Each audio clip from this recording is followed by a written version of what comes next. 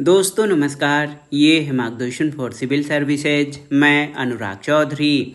दोस्तों, भारतीय संविधान और राज्य व्यवस्था के महत्वपूर्ण प्रश्नों के अंतर्गत इस वीडियो में प्रस्तुत है संघीय विधायिका यानी संसद से संबंधित महत्वपूर्ण तथ्य और जानकारी जो आपकी आगामी विभिन्न परीक्षाओं जैसे TGT, PGT, ELT grade, government inter college प्रवक्ता, government degree college, assistant professor, Kendriya Vidyalaya संगठन, नेट जेआरएफ आदि परीक्षाओं के साथ विभिन्न राज्य लोक सेवा आयोगों द्वारा आयोजित परीक्षाओं के सामान्य ज्ञान और सामान्य अध्ययन के भारतीय राज्य व्यवस्था खंड के लिए बहुत ही उपयोगी है।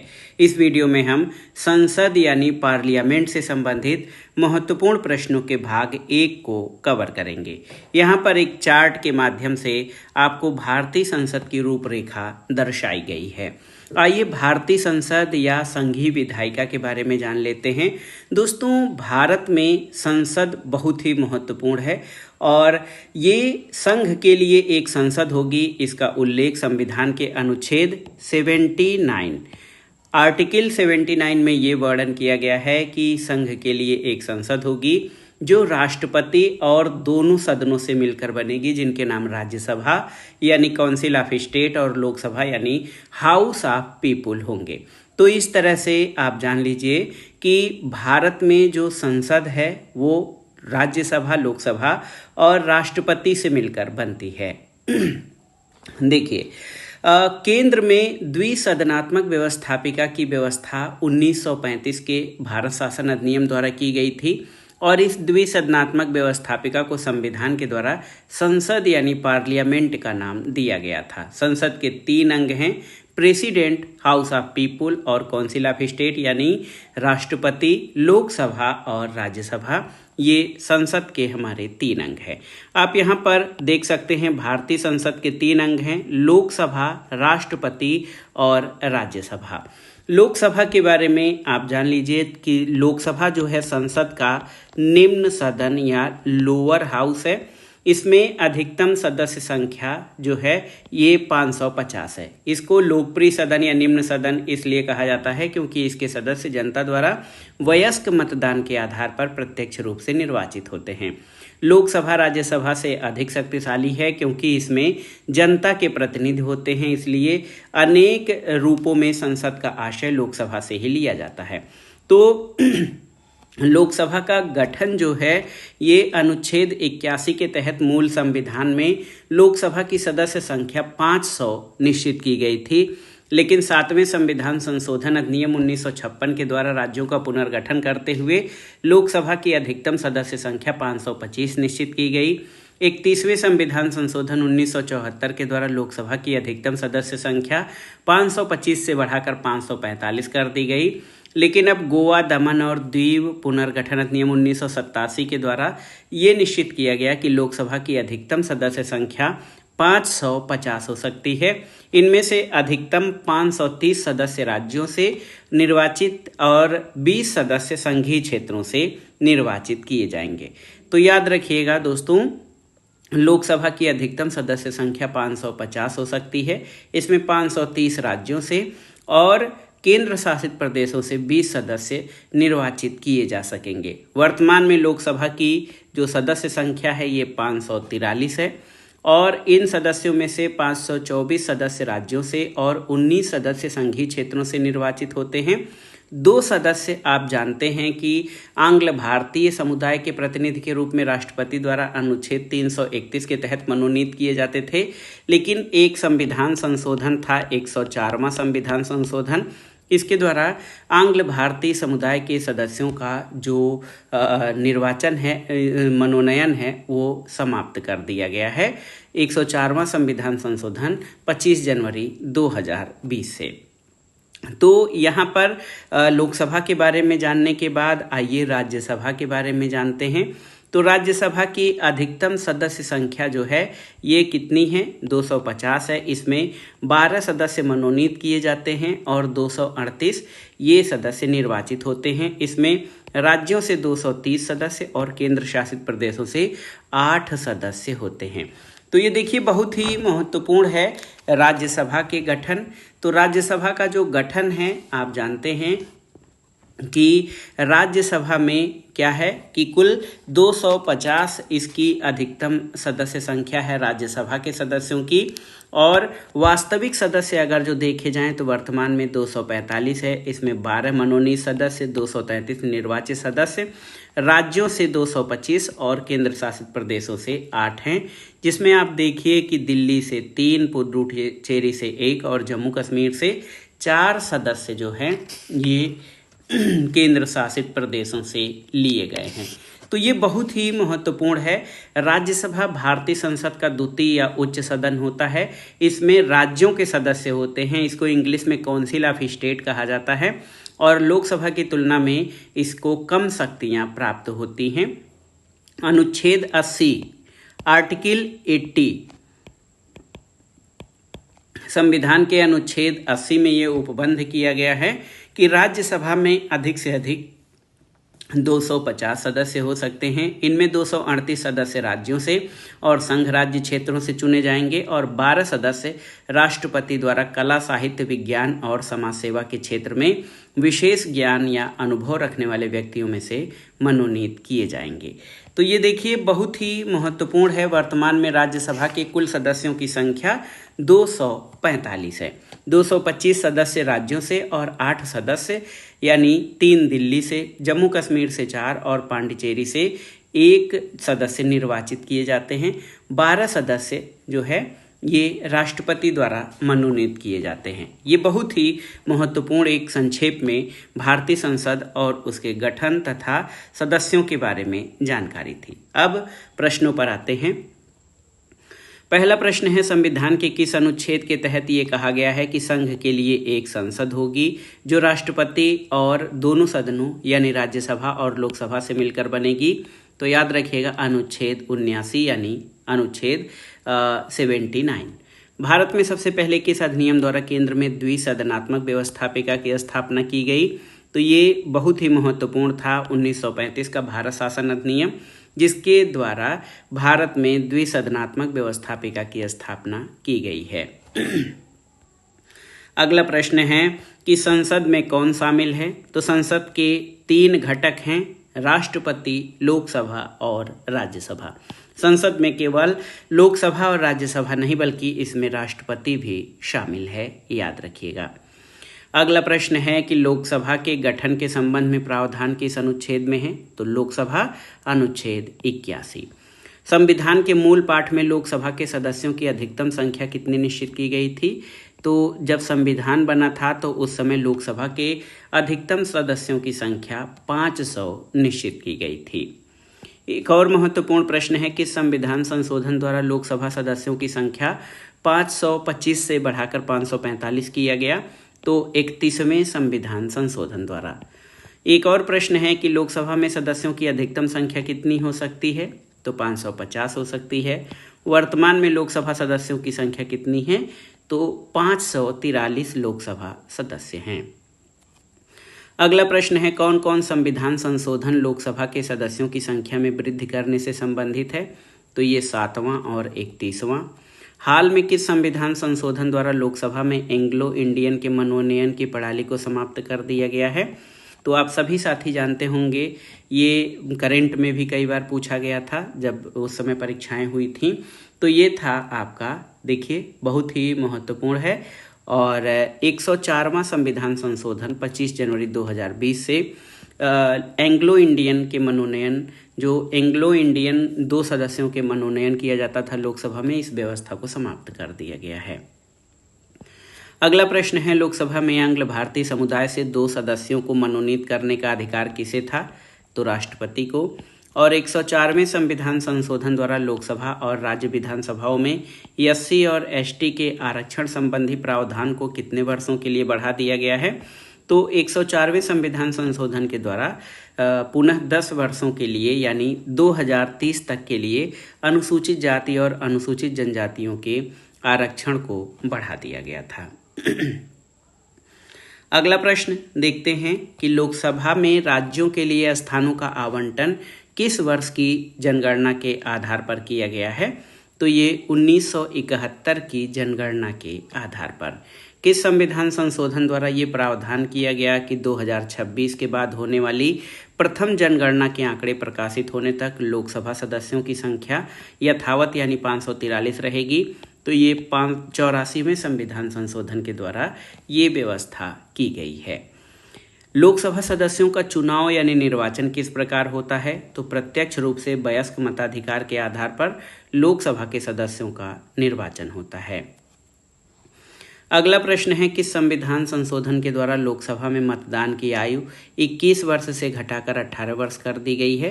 तो ये 61वें संविधान संशोधन 1989 के द्वारा आप जानते हैं कि मतदान की आयु 21 वर्ष से घटाकर 18 वर्ष कर दी गई है।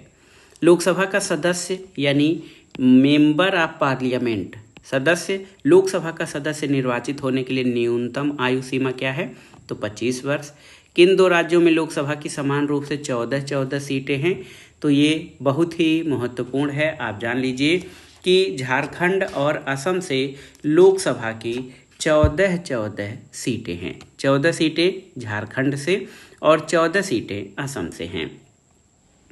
अगला प्रश्न है, राजस्थान और आंध्र प्रदेश को लोकसभा में एक समान सीटें प्राप्त हैं, कितनी कितनी सीटें हैं? तो आपको बताना है, बहुत ही महत्वपूर्ण है। दोस्तों आप जान लीजिए कि 25-25 सीटें जो हैं ये आंध्र प्रदेश और राजस्थान दोनों को लोकसभा में एक समान सीटें हैं। किस अनुच्छेद के तहत ये प्रावधान किया गया है कि कोई व्यक्ति जो लाभ का पद धारण करता है या चित्त विकृत है या अनुन्मोचित दिवालिया है या भारत का नागरिक नहीं है, वो संसद का सदस्य चुने जाने के लिए अयोग्य है? तो ये है अनुच्छेद 102(1). अनुच्छेद 102(1) के तहत ये प्रावधान है कि कोई व्यक्ति जो लाभ का पद धारण करता है वो उसका पागल, दिवालिया या अपराधी नहीं है, अपराधी है, वो भारत का नागरिक नहीं है, उसको संसद का सदस्य नहीं चुना जा सकता है। कोई व्यक्ति अनुच्छेद 102 खंड 1 के तहत उपबंधित निर्योग्यता से ग्रस्त है या नहीं, इसका निर्णय कौन करता है? तो इसका निर्णय राष्ट्रपति द्वारा किया जाता है। अगला प्रश्न है, संसद सदस्यों की अयोग्यता संबंधी प्रश्नों का विनिश्चय करने से पूर्व राष्ट्रपति किसकी राय लेता है? तो ये देखिए, कोई संसद सदस्य जो है उसके अयोग्यता या डिस्क्वालिफिकेशन संबंधी निर्णय लेने से पहले राष्ट्रपति चुनाव आयोग की राय लेता है, अनुच्छेद 103 की उपधारा 2 के अंतर्गत। कोई संसद सदस्य दल बदल विरोधी अधिनियम के तहत अयोग्य है या नहीं, इसका निर्णय कौन करता है? तो यथा स्थिति लोकसभा अध्यक्ष या राज्यसभा का सभापति इस बात का निर्णय लेता है कि दल बदल विरोधी अधिनियम के तहत कोई व्यक्ति अयोग्य है अथवा नहीं। अगला प्रश्न है, संसद सदस्यों के लिए योग्यताएं विहित करने वाला जन प्रतिनिधित्व अधिनियम कब पारित किया गया? तो जन प्रतिनिधित्व अधिनियम 1951 में पारित किया गया था। अगला प्रश्न है, कोई व्यक्ति किसी अपराध के लिए कितने वर्ष की सजा पाने पर संसद का सदस्य चुने जाने के अयोग्य हो जाता है? तो ये 2 वर्ष की सजा, 2 वर्ष से अधिक की सजा किसी अपराध के लिए अगर जो किसी व्यक्ति को दिया जाएगा तो वो संसद का सदस्य चुने जाने के अयोग्य हो जाता है। अगला है, किसी व्यक्ति को लोकसभा का सदस्य चुने जाने के लिए कहाँ की मतदाता सूची में उसका नाम होना जरूरी है? तो भारत के किसी भी संसदीय क्षेत्र की मतदाता सूची में उस व्यक्ति का नाम होना जरूरी है लोकसभा का सदस्य चुने जाने के लिए। एक देखिए, संसद निर्हरता निवारण अधिनियम 1959 के बारे में जानते हैं। तो ये अधिनियम भार्गव समिति की अनुशंसा के आधार पर संसद में पेश किया गया था और 4 अप्रैल 1959 को राष्ट्रपति ने इसको अपनी अनुमति दी थी। इसके अंतर्गत अनेक पदों को लाभ के पद के आधार पर संसद की सदस्यता के लिए निर्भरता से छूट प्रदान की गई और इस अधिनियम में अब तक कुल 5 बार 1993, 1999, 2000, 2006 और 2013 के वर्षों में संशोधन कर विविध अन्य पदों को शामिल करते हुए लाभ के पद यानी ऑफिस ऑफ प्रॉफिट, लाभ के पद के आधार पर निर्भरता के दायरे से बाहर किया गया है और भारत के संविधान में लाभ के पद शब्द को परिभाषित नहीं किया गया है, ये आप जान लीजिए। एक और महत्वपूर्ण तथ्य जो आपको जानना जरूरी है कि लोकसभा और राज्यसभा की एक संयुक्त समिति ने 18 मई 2014 को अपनी रिपोर्ट में संसद सदस्यों के वेतन और भत्ते को बढ़ाने की सिफारिश करते हुए कहा कि इनका वेतन 50,000 से बढ़ाकर 1,00,000 रुपया, निर्वाचन क्षेत्र भत्ता 45,000 से बढ़ाकर 90,000 रुपया और कार्यालय भत्ता 45,000 से बढ़ाकर 90,000 रुपया किया जाना चाहिए। और आप जान लीजिए कि 2018-19 का केंद्रीय बजट पेश करते हुए वित्त मंत्री अरुण जेटली ने सांसदों के द्वारा वेतन और भत्तों की वृद्धि की मांग पर कहा कि सांसदों के वेतन भत्ते और अन्य देय खर्च को प्रति 5 वर्ष में मुद्रास्फीति के हिसाब से अपने आप बढ़ा दिया जाएगा। इसे 1 अप्रैल 2018 से प्रभावी बनाया जाएगा। चलिए, अगला है लोकसभा महासचिव यानी सेक्रेटरी जनरल। लोकसभा का सेक्रेटरी जनरल कौन है? तो देखिए, ये बहुत ही महत्वपूर्ण पद है लोकसभा महासचिव का। ये कार्यपालिका का अस्थायी पदाधिकारी होता है और लोकसभा अध्यक्ष के प्रति उत्तरदायी होता है।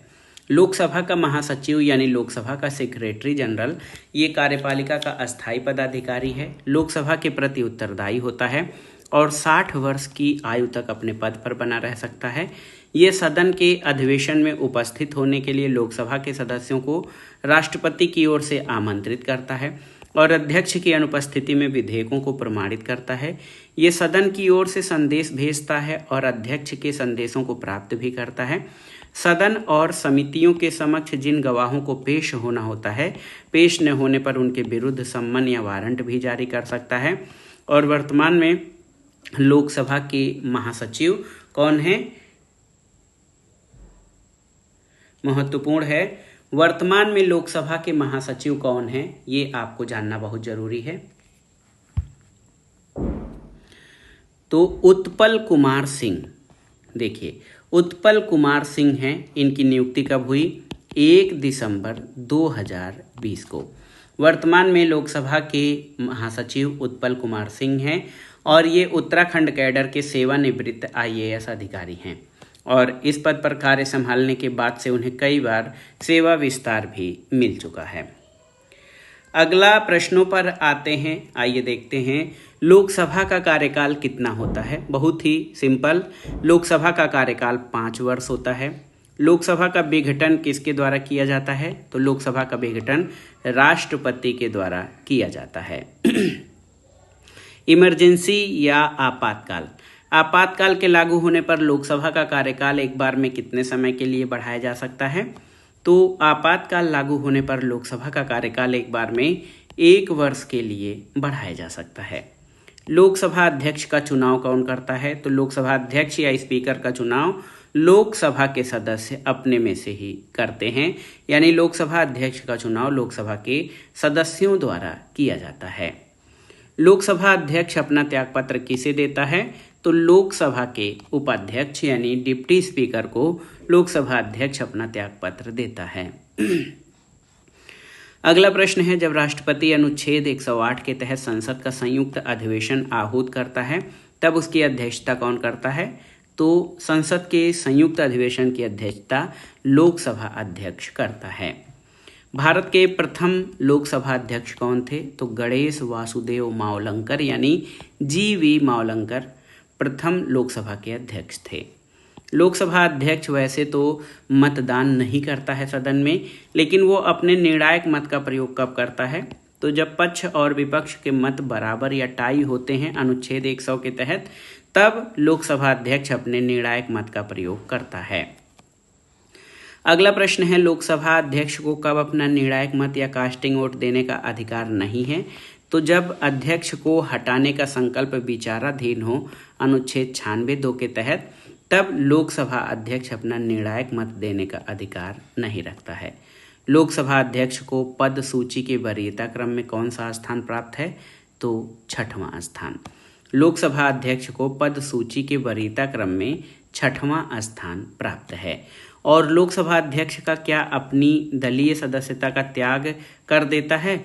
तो लोकसभा अध्यक्ष अपनी दलीय सदस्यता का त्याग नहीं करता है। वो जिस दल से चुना जाता है उसी दल का सदस्य होता है। अगला प्रश्न देखिए, महत्वपूर्ण है कि लोकसभा अध्यक्ष और उपाध्यक्ष के पद का उद्भव भारत सरकार अधिनियम 1919 के तहत 1921 में हुआ था और इसके पहले गवर्नर जनरल ही केंद्रीय विधान परिषद का पीठासीन अधिकारी होता था। 1921 में गवर्नर जनरल द्वारा पहली बार अध्यक्ष और उपाध्यक्ष के रूप में फ्रेडरिक व्हाइट और सच्चिदानंद सिन्हा की नियुक्ति की गई थी, याद रखिएगा। 1925 में विट्ठल भाई पटेल को केंद्रीय विधान परिषद का प्रथम निर्वाचित अध्यक्ष चुना गया, जो पहले भारतीय अध्यक्ष थे। मीरा कुमार, श्रीमती मीरा कुमार भारत की प्रथम महिला लोकसभा अध्यक्ष थी। और 16वीं लोकसभा अध्यक्ष श्रीमती सुमित्रा महाजन भारत की दूसरी महिला लोकसभा अध्यक्ष थी, जबकि वर्तमान में लोकसभा अध्यक्ष ओम बिरला हैं। सबसे पहले लोकसभा अध्यक्ष जीवी मावलंकर के विरुद्ध उन्हें पदच्युत करने के लिए प्रस्ताव लोकसभा में लाया गया था, लेकिन वो पारित नहीं हो सका था। नीलम संजीव रेड्डी ऐसे लोकसभा अध्यक्ष थे जो बाद में भारत के राष्ट्रपति भी चुने गए। ये बहुत ही महत्वपूर्ण प्रश्न है। M.A.S. आयंगर और हुकुम सिंह ऐसे लोकसभा अध्यक्ष थे जो लोकसभा के उपाध्यक्ष भी रह चुके थे। और मीरा कुमार पदक्रम के अनुसार 20वीं और व्यक्तिक्रम के अनुसार 15वीं लोकसभा अध्यक्ष थी, क्योंकि M.A.S. आयंगर, नीलम संजीव रेड्डी, गुरदयाल ढिल्लो, बलराम जाखड़ और G.M.C. बालायोगी दो बार लोकसभा अध्यक्ष रह चुके थे। तो ये थी लोकसभा अध्यक्ष के बारे में कुछ विशिष्ट परीक्षोपयोगी जानकारी। अब आइए कुछ अन्य महत्वपूर्ण तथ्यों को देख लेते हैं लोकसभा के संबंध में। लोकसभा में राज्यों द्वारा निर्वाचित होने वाले कुल सदस्यों की संख्या 543 है, आप जानते हैं। इनमें से 84 स्थान शेड्यूल्ड कास्ट यानी अनुसूचित जाति के लिए, 47 स्थान अनुसूचित जनजाति के लिए आरक्षित हैं। उत्तर प्रदेश को सर्वाधिक 80 सीट लोकसभा में प्राप्त हैं। 48 सीटों के साथ महाराष्ट्र दूसरे स्थान पर, 42 सीटों के साथ पश्चिम बंगाल तीसरे स्थान पर है। 40 सीटों के साथ बिहार का चौथा स्थान है, जबकि 5वां स्थान तमिलनाडु का है, जहां से 39 सीटें हैं। संघ शासित राज्यों में 7 सीट के साथ दिल्ली शीर्ष पर है और 9 गठित राज्यों में तेलंगाना को 17, झारखंड को 14, छत्तीसगढ़ को 11 और उत्तराखंड को 5 सीटें प्राप्त हुई हैं। अनुसूचित जातियों के लिए सर्वाधिक 17 सीट उत्तर प्रदेश में आरक्षित है, जबकि अनुसूचित जनजाति के लिए एक भी सीट आरक्षित नहीं है। और देखिए 12 राज्य ऐसे हैं जहां अनुसूचित जनजाति के लिए लोकसभा में कोई स्थान आरक्षित नहीं है, जैसे उत्तर प्रदेश, उत्तराखंड, हिमाचल प्रदेश, हरियाणा, पंजाब, तमिलनाडु, केरल, गोवा, बिहार, सिक्किम, अरुणाचल प्रदेश और नागालैंड। यहाँ से अनुसूचित जनजाति के लिए लोकसभा में कोई स्थान आरक्षित नहीं है। एक और महत्वपूर्ण तथ्य है कि लोकसभा में अनुसूचित जनजातियों के लिए सर्वाधिक 6 सीटें मध्य प्रदेश में आरक्षित हैं। इसी तरह आप देखिए अनुसूचित जनजातियों के लिए लोकसभा में सीटों का आरक्षण कुल 18 राज्यों में, इसमें संघ शासित प्रदेश भी शामिल हैं, इसमें हैं। और 4 राज्य ऐसे हैं जहां अनुसूचित जाति और अनुसूचित जनजाति में से किसी के लिए भी सीटों का आरक्षण नहीं है, गोवा, सिक्किम, अरुणाचल प्रदेश और नागालैंड में। आइए देखते हैं क्षेत्रफल के आधार पर लोकसभा के शीर्ष 5 निर्वाचन क्षेत्र कौन से हैं। तो लद्दाख सबसे बड़ा क्षेत्रफल के आधार पर लोकसभा का निर्वाचन क्षेत्र है, जिसका क्षेत्रफल 1,73,266 वर्ग किलोमीटर है। बाड़मेर राजस्थान में ये आप देखिए 55,074 वर्ग किलोमीटर क्षेत्रफल। कच्छ का क्षेत्रफल 41,414 वर्ग किलोमीटर। अरुणाचल पूर्व 39,707 वर्ग किलोमीटर और अरुणाचल पश्चिम 39,613 वर्ग किलोमीटर। ये क्षेत्रफल के आधार पर लोकसभा के 5 निर्वाचन क्षेत्र हैं। 2008 में हुए परिसीमन के बाद उत्तर प्रदेश में जनगणना के आधार पर सबसे बड़ा लोकसभा संसदीय क्षेत्र गाजियाबाद है, जहां लगभग 27 लाख निर्वाचक हैं। देखिए वर्तमान में लोकसभा निर्वाचन के लिए किसी सदस्य द्वारा व्यय की अधिकतम सीमा 95 लाख रुपए है। विधानसभा के लिए ये सीमा 40 लाख रुपए निर्धारित की गई है। एक और बहुत ही महत्वपूर्ण प्रश्न है, कोई विधेयक धन विधेयक यानी मनी बिल है अथवा नहीं, इस बात का निर्णय कौन करता है। तो हम लोग बहुत पहले से पढ़ रहे हैं, इस बात का निर्णय लोकसभा अध्यक्ष करता है, कोई विधेयक धन विधेयक है अथवा नहीं। भारत की प्रथम महिला लोकसभा अध्यक्ष कौन है। तो मीरा कुमार। लोकसभा को उसका कार्यकाल पूरा होने के पहले कौन भंग कर सकता है। तो राष्ट्रपति। प्रधानमंत्री की सलाह पर राष्ट्रपति लोकसभा को उसका कार्यकाल पूरा होने से पहले ही भंग कर सकता है। अगला प्रश्न है, लोकसभा का एक वर्ष में कम से कम कितना सत्र बुलाया जाता है? तो 2 सत्र। लोकसभा की 2 बैठकों के मध्य अधिकतम कितना अंतराल हो सकता है? तो अधिकतम 6 माह का अंतराल हो सकता है लोकसभा की 2 बैठकों के बीच। लोकसभा का कोरम या गढ़पूर्ति कुल सदस्य संख्या का कितना होता है? तो ये 1/10 है। लोकसभा अध्यक्ष को उसके पद से कैसे हटाया जा सकता है? तो लोकसभा के तत्कालीन कुल सदस्यों के बहुमत पारित प्रस्ताव द्वारा अनुच्छेद 94 के अंतर्गत लोकसभा अध्यक्ष या स्पीकर को उसके पद से हटाया जा सकता है। अगले प्रश्न पर आते हैं, राज्यसभा के संगठन या संरचना के बारे में किस अनुच्छेद में उपबंध है? तो अनुच्छेद 80 के तहत राज्यसभा के संगठन या संरचना के बारे में उपबंध किया गया है। एक और प्रश्न है कि राज्यसभा किसका प्रतिनिधित्व करती है? तो राज्यसभा जो है ये राज्यों और संघ राज्य क्षेत्रों का प्रतिनिधित्व करती है और लोकसभा सामान्य जनता का। आप देखिए, राज्यसभा में राज्यों का प्रतिनिधित्व होता है और लोकसभा निम्न सदन या जनता द्वारा चुने गए प्रतिनिधियों से बनती है। एमपी लैड योजना के बारे में आप क्या जानते हैं? तो इसका पूरा नाम है एमपी लैड्स का कि member of parliament local area development scheme. तो इसको सांसद स्थानीय क्षेत्र विकास कार्यक्रम भी कहा जाता है। और आप जान लीजिए कि सांसद स्थानीय क्षेत्र विकास कार्यक्रम केंद्र सरकार द्वारा संचालित एक प्रमुख योजना है। इसके तहत लोकसभा और राज्यसभा के सदस्य, इसमें नामित सांसद भी शामिल होते हैं, अपने निर्वाचन क्षेत्र में प्रतिवर्ष 5 करोड़ रुपए की धनराशि का उपयोग विकास कार्यों के लिए करते हैं। केंद्र सरकार ने अप्रैल 2020 में कोविड-19 के कारण इस योजना का निलंबन 2 वित्तीय वर्षों 2020-21 और 21-22 के लिए किया था, किंतु अब इसे आंशिक रूप से बहाल कर दिया गया है। अब इसके तहत 5 करोड़ के बजाय 2 करोड़ वार्षिक दिए जाएंगे और प्रधानमंत्री पीवी नरसिम्हा राव ने 23 दिसंबर 1993 को लोकसभा में इस योजना की घोषणा की थी। अगले प्रश्न पर आते हैं, ये है राज्यसभा की अधिकतम सदस्य संख्या कितनी हो सकती है? तो 250। राज्यसभा की अधिकतम सदस्य संख्या कितनी हो सकती है? तो 250 हो सकती है, ये आप जानते हैं। और लोकसभा की अधिकतम सदस्य संख्या कितनी है? लोकसभा की 550। राज्यसभा की वर्तमान सदस्य संख्या कितनी है? तो 245 है। राज्यसभा के लिए कितने सदस्य राष्ट्रपति द्वारा मनोनीत किए जाते हैं? तो ये साहित्य, कला, विज्ञान और समाज सेवा के क्षेत्र में अति विशिष्ट योग्यता रखने वाले 12 सदस्यों को राष्ट्रपति राज्यसभा के लिए मनोनीत कर सकते हैं। नवनिर्मित जम्मू कश्मीर संघ राज्य की राज्यसभा में कितनी सीटें हैं? तो 4 सीटें हैं। राष्ट्रपति किन क्षेत्रों में विशेष ज्ञान या अनुभव रखने वाले 12 व्यक्तियों को राज्यसभा के लिए नॉमिनेट या मनोनीत करते हैं? तो साहित्य, विज्ञान, कला और समाज सेवा के क्षेत्र में विशेष ज्ञान रखने वाले 12 व्यक्तियों को राष्ट्रपति जो है मनोनीत करते हैं राज्यसभा के लिए। राज्यसभा के लिए कितने सदस्य राज्यों तथा संघ राज्य क्षेत्रों के विधानसभा निर्वाचित क्षेत्रों द्वारा चुने जाते हैं? तो 233 सदस्य और 12 सदस्य मनोनीत होते हैं साहित्य, कला, विज्ञान और समाज सेवा के क्षेत्र में विशिष्ट ज्ञान रखने वाले। ऐसे कौन से संघ राज्य क्षेत्र हैं जिनके सदस्य राज्यसभा सदस्यों के निर्वाचन में भाग लेते हैं? तो जम्मू कश्मीर, दिल्ली और पांडिचेरी के सदस्य राज्यसभा के सदस्यों के निर्वाचन में भाग लेते हैं। इसके अलावा दिल्ली और पांडिचेरी की राज्यसभा में कितनी सीटें हैं? तो 3 दिल्ली की और 1 सीट पांडिचेरी से। देखिए, पुडुचेरी से 1, दिल्ली से 4 और जम्मू कश्मीर से 4 राज्यसभा सीटें हैं। राज्यसभा के लिए निर्धारित सीटों में क्रमानुसार शीर्ष 4 राज्य कौन से हैं?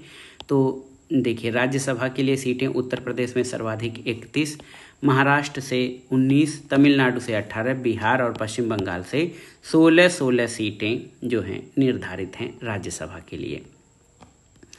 अंत में आइए देखते हैं कि लोकसभा अध्यक्ष और उपाध्यक्ष दोनों का कार्यकाल 5 वर्ष का होता है, जबकि राज्यसभा के सभापति या उपराष्ट्रपति का कार्यकाल 5 वर्ष का और उपसभापति का कार्यकाल 6 वर्ष का होता है। लोकसभा अध्यक्ष, आप देखिए, लोकसभा अध्यक्ष अपना त्यागपत्र लोकसभा के उपाध्यक्ष को, उपाध्यक्ष अध्यक्ष को देता है, जबकि राज्यसभा का सभापति या उपराष्ट्रपति अपना त्यागपत्र राष्ट्रपति को देता है और उपसभापति अपना त्यागपत्र सभापति को देता है। तो ये था विशेष जानकारी, ये विशिष्ट जानकारी थी और इसमें आपको जानकारी हुई कि लोकसभा अध्यक्ष और उपाध्यक्ष दोनों का कार्यकाल 5 वर्ष का होता है। राज्यसभा के सभापति जो उपराष्ट्रपति होते हैं उनका कार्यकाल 5 वर्ष का होता है। उपसभापति हालांकि आप जानते हैं कि राज्यसभा के सदस्यों में से ही एक होता है, इसलिए उसका कार्यकाल 6 वर्ष का होता है। लोकसभा अध्यक्ष अपना त्यागपत्र लोकसभा के उपाध्यक्ष को देता है। लोकसभा का उपाध्यक्ष अपना त्यागपत्र लोकसभा अध्यक्ष को देता है। राज्यसभा का सभापति जो कि ये राज्यसभा का मनोनीत सभापति होता है जो कि उपराष्ट्रपति है, उपराष्ट्रपति अपना त्यागपत्र राष्ट्रपति को और उपसभापति अपना त्यागपत्र सभापति को देता है। तो ये था आज का वीडियो। इसमें हमने यूनियन लेजिस्लेचर यानी भारतीय संसद या पार्लियामेंट के बारे में विशिष्ट तथ्यों को जाना जो परीक्षाओं की दृष्टि से बहुत ही महत्वपूर्ण है। आपको ये वीडियो कैसा लगा हमें कमेंट बॉक्स में ज़रूर बताइएगा। वीडियो को लाइक करें, शेयर करें और इस चैनल मार्गदर्शन फॉर सिविल सर्विसेज को सब्सक्राइब करें। वीडियो देखने के लिए धन्यवाद दोस्तों, नमस्कार।